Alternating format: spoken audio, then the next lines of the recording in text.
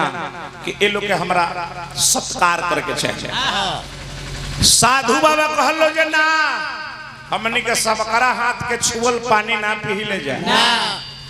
जे जब तक हमनी के हाथ से गुरमुख ना हो खबो तब तक तहरा हाथ के छुअल पानी हमनी के ना पियब। तब कह लीजिए कौना बात के दिक्कत बा। अब ऐसन मुहूर्त कबो आई ना अंकल बाबा ऐसा कब मुहूर्त ना आई अरवा सब आइले बनी तो हमारा करवा सब गुरमुख कर दी तो जब शंकर जी के मड़ी रहे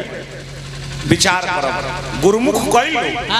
आ जब शंकर जी के मड़ी रहे वायु देवता काहे कहल गइल पवन के पुत्र शंकर सुवन केसरी नंदन आ पवन के पुत्र काहे कहल गइल विचार करो। शंकर सुवन माने शंकर जी के अंश हमें हनुमान जी। पवन देवता तेज चलले हवा के वेग तेज चलल अंजना के कान के द्वारा मरी जौन बा गर्भ में स्थापित करावल गइल। पवन देवता तेज चलले आ केसरी जी के निरीक्षण में पलैले ऐसे कहल गइल केसरी नंदन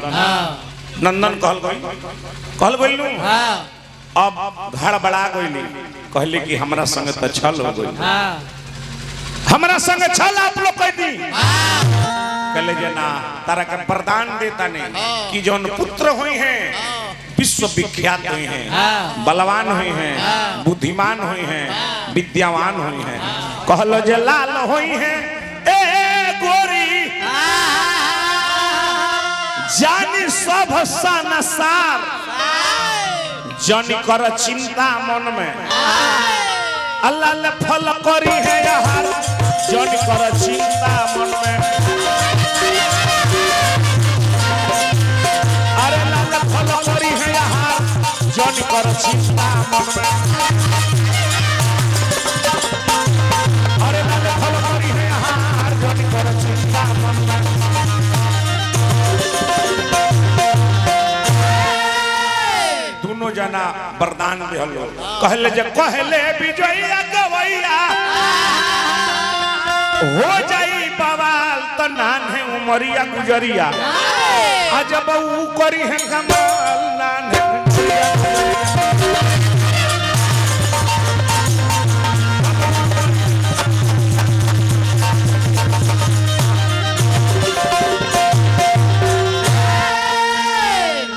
हनुमान जी के जन्म के दू गो डेट बा